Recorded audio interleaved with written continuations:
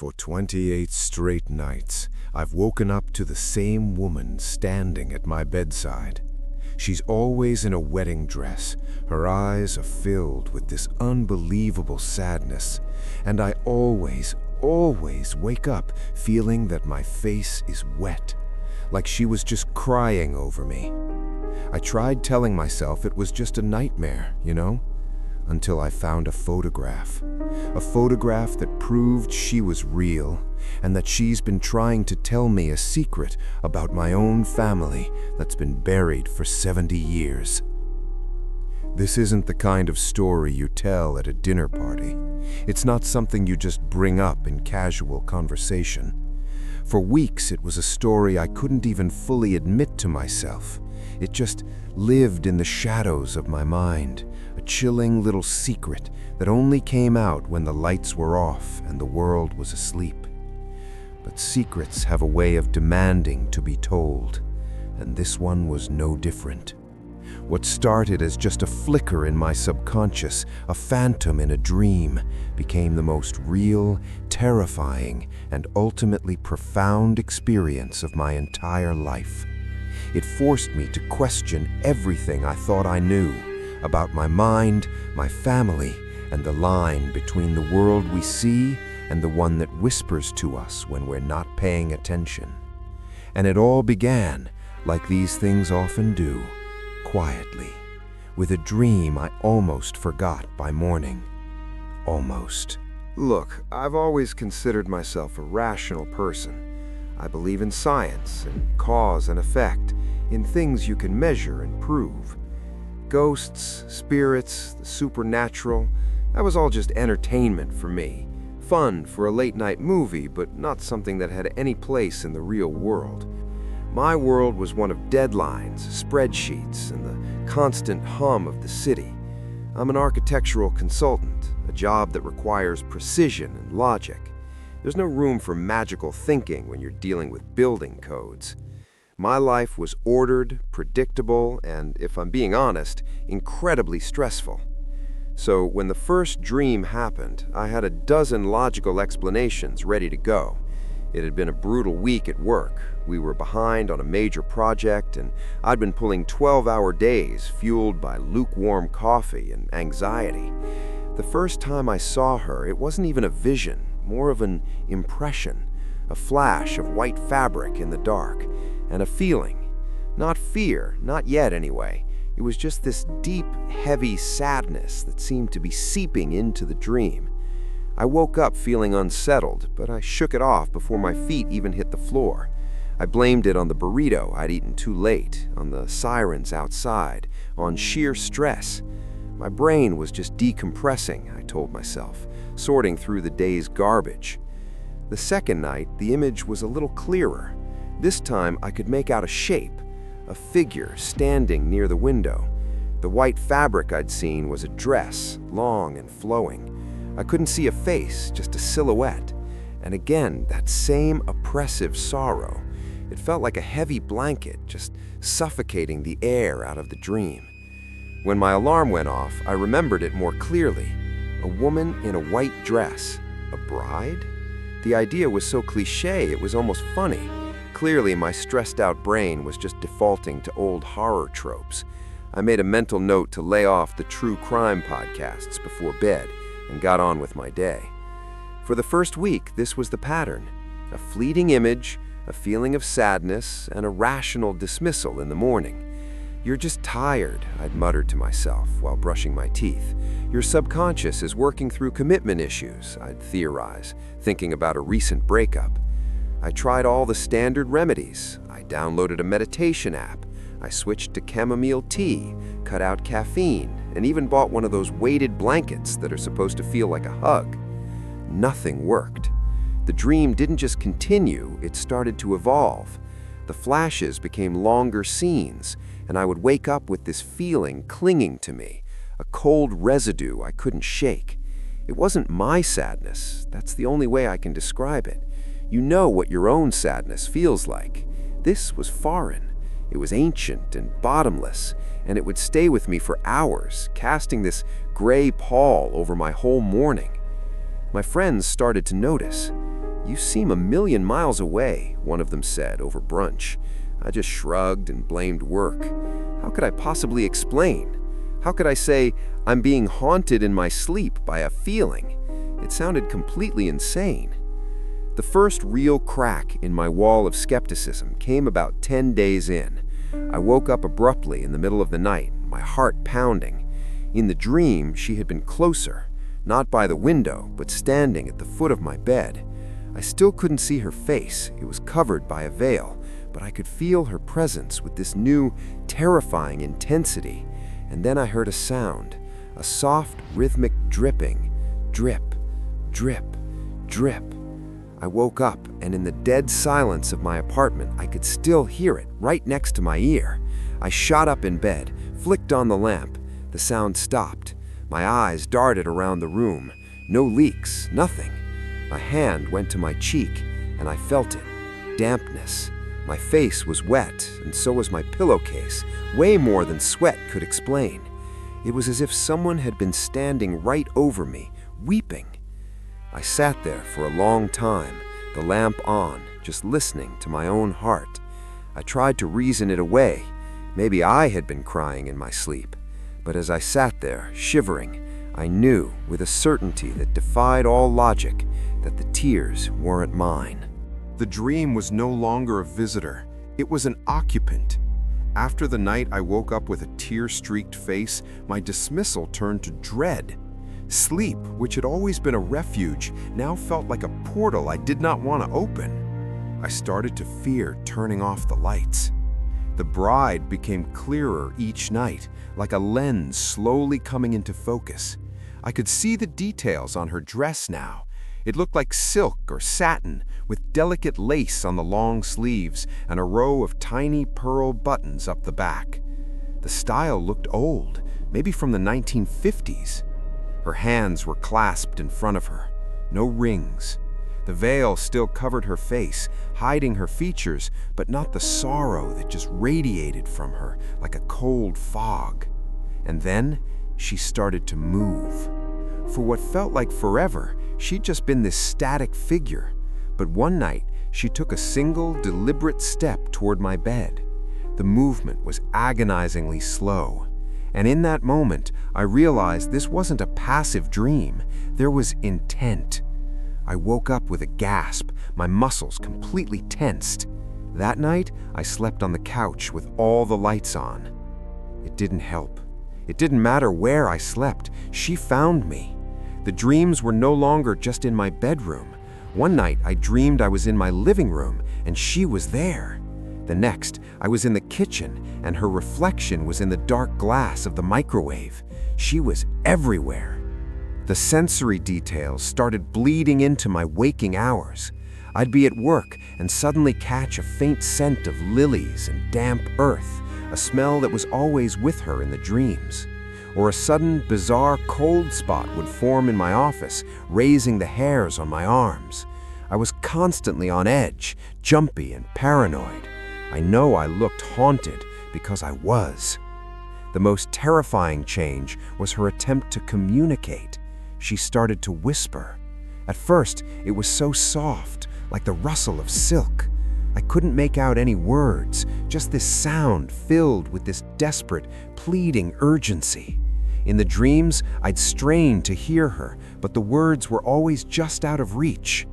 Then one night, the dream was more vivid than ever. She was right next to my bed, so close I could see the weave of her veil. She slowly lifted a hand and reached toward my face. I was paralyzed with terror. I could feel the cold radiating from her skin before she even touched me.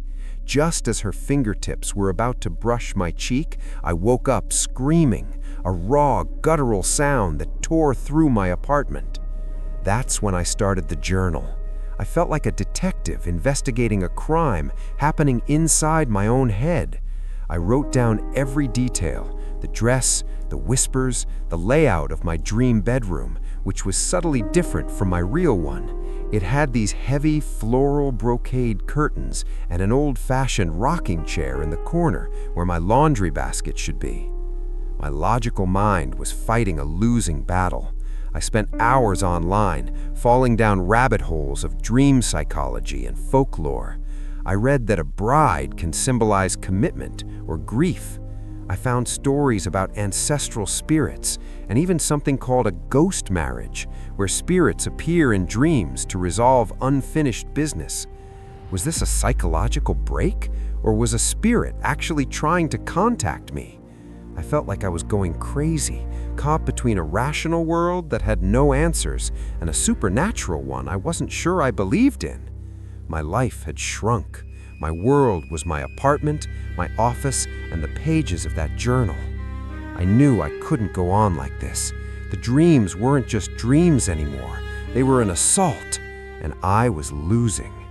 The breaking point came on a Tuesday afternoon, not in a dream, but in the bright, sterile light of my office. I was staring at some blueprints when I heard it. A whisper. The same silken, urgent sound from my dreams, but it was here, in the waking world. It sounded like it came from right over my shoulder. I spun around in my chair. The office was empty, no one there.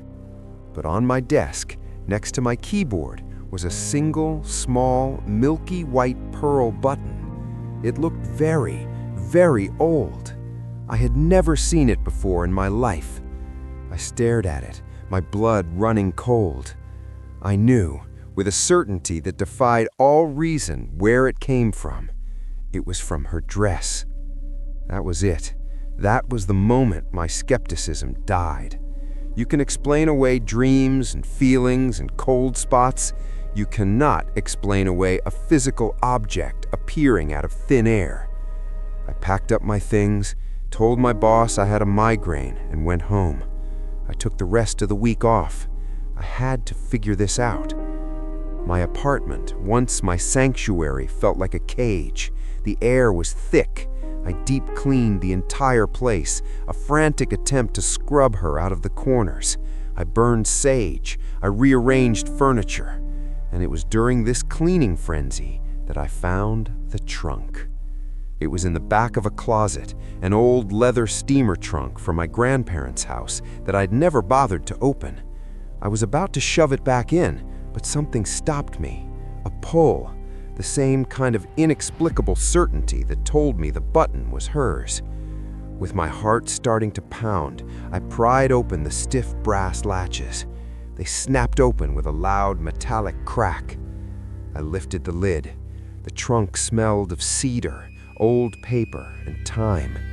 Inside was a jumble of forgotten family history, yellowed letters, a baby's bronzed shoes, and underneath a moth-eaten quilt, an album. It was a heavy book, bound in dark green leather, the cover worn smooth. It felt ancient and important.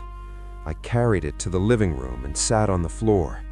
I had a feeling that the answers to the last 28 nights were inside this book. With trembling hands, I opened the cover. The first page was a wedding portrait of a stern-looking couple from the early 1900s. I turned the pages slowly, traveling back through my family's history. I saw my grandfather as a little boy, my grandmother at her graduation, and dozens of faces I didn't recognize from picnics and holidays long past. Every family has secrets, skeletons they refuse to acknowledge. I felt that powerfully as I turned each page. My sense of anticipation grew into a painful knot in my stomach. I was looking for her. I was looking for a ghost in a book of memories. Page after page of smiling black and white strangers. And then I stopped. My hand froze. My breath caught in my throat. I just stared. There she was. It was a wedding photograph, taking up an entire page. And it was her. No doubt, it was the same dress, identical down to the lace on the sleeves and the sweetheart neckline. Her veil was pulled back from her face, and her face, for the first time I could see her. She was beautiful, but it was her eyes that made me drop the album. They were the saddest eyes I had ever seen. Even in that faded black and white photo, the grief was overwhelming. It was the same bottomless sorrow from my dreams. Seeing it there, in a real person's eyes, was a gut-wrenching validation. I wasn't crazy. She was real. My ghost had a face. My hands were shaking as I picked the album back up and forced myself to look at the rest of the picture. The bride was standing next to the groom, a handsome, smiling young man in a dark suit. I leaned closer, and my blood turned to ice. I knew him. It was my great-grandfather, Arthur. He looked so young and happy, a stark contrast to his bride. But this woman was not my great-grandmother, Helen. I'd seen her wedding photos. This was not her. I looked below the photograph. There, in elegant white ink, was a caption: Arthur and Eliza, June 4th, 1954. Eliza. I said the name out loud, just a whisper. Eliza. This was the secret, the piece of my family's history buried so deep it had to claw its way back through the dreams of a descendant 70 years later. The 1950s dress, the sadness, my great-grandfather, it was all clicking into place. There was only one person left who might have answers. My grandmother, Eleanor, Arthur's daughter. I grabbed my phone, my fingers fumbling for her number. Hello? Grandma? It's me. Oh, hello, dear. Everything all right? You sound a bit flustered. I'm fine, Grandma. I have a strange question. I found an old photo album. There's a picture of Grandpa Arthur's wedding. Oh, that's lovely. To your great-grandmother Helen, of course. No, I said slowly, my heart pounding. Not to Helen. The caption says her name was Eliza. The photo is from 1954. The silence on the other end of the line was absolute. For a second, I thought the call had dropped. When she finally spoke, her voice was completely different. It was tight and brittle. "Where did you find that album?" she asked, her tone low and sharp. "In a trunk from your old house. Grandma, who was Eliza?" "That's a story for the dead. Some things are best left buried. You should put that album away." "I can't," I pleaded, my voice cracking. "Grandma, you have to tell me. For the past month, I've been seeing her, in my dreams, a bride with the saddest eyes I've ever seen. I think she sent me to find this." Another long silence. I heard her take a shaky breath. "Oh, my Lord," she whispered, "after all these years." And then the story came out, a secret held for 70 years, finally breaking free. Eliza was my great-grandfather Arthur's first love and his first wife. They had fallen madly in love after he returned from the war, but her family didn't approve. The sadness in her wedding photo, my grandmother explained, was because her own parents refused to come to the ceremony. A week after the wedding, they were getting ready to leave for their honeymoon. Eliza wanted to show her beautiful dress to an aunt who had been too ill to attend, so she put it back on. Arthur and Eliza got in their car to drive to the aunt's house, but a brutal summer storm had rolled in the night before, flooding the low-lying roads. As they were crossing a small wooden bridge over a creek that was now a raging river, the waterlogged structure gave way. The car plunged into the churning water. Arthur, a strong swimmer, managed to fight his way free, but Eliza, the weight of her beautiful waterlogged wedding dress pulled her down. She was trapped. She drowned. My grandmother was crying as she told me the rest. The devastation was absolute. Arthur was broken. The family was consumed by a grief so immense they did the only thing they could think to do. They buried her, and then they buried her memory. Arthur never spoke her name again. When he remarried my great-grandmother Helen a few years later, it was an unspoken rule that Eliza was never to be mentioned. Her existence was erased from the family narrative, a ghost in their history, long before she was a ghost in my dreams. As my grandmother finished, everything became clear. The sad eyes, the wedding dress, the feeling of being wet, the scent of damp earth. Eliza wasn't haunting me. She wasn't a vengeful spirit. She was a forgotten one. Her story wasn't just a tragedy, it was a love story that had been violently cut short and then erased. She was just trying to communicate the only way she knew how. All she wanted, I realized, was to be remembered. That night, for the first time in a month, I wasn't afraid to go to sleep, and she came to me one last time. The dream was different. The heavy sadness was gone. The air felt light. She stood at the foot of my bed in the same dress, but this time her veil was lifted and she was smiling. The heartbreaking sorrow in her eyes was gone, replaced with a look of serene gratitude. She didn't speak. She didn't have to. She just looked at me, a long, steady gaze that felt like a thank you. And then she gave a single, small nod. Then she began to fade, gently, like smoke dissipating in the air, and she was gone. I woke up the next morning feeling lighter than I had in years. The heavy energy in my apartment was gone. The air was just air again. I knew, with absolute certainty, that she was at peace. Eliza's story had finally been told. She was free, and I never saw her again. This whole experience changed me. It taught me that the people we lose are never really gone as long as we remember them. And it taught me that not all hauntings are about fear. Some are about love. Some ghosts are just stories waiting for someone to finally listen. Have you ever had a dream that felt like more than a dream, or an experience you just couldn't explain? Share your story in the comments below. I would genuinely love to read them. And if you enjoy stories like this, be sure to like and subscribe for more. Don't forget to hit the notification bell so you never miss an upload. Thanks for listening.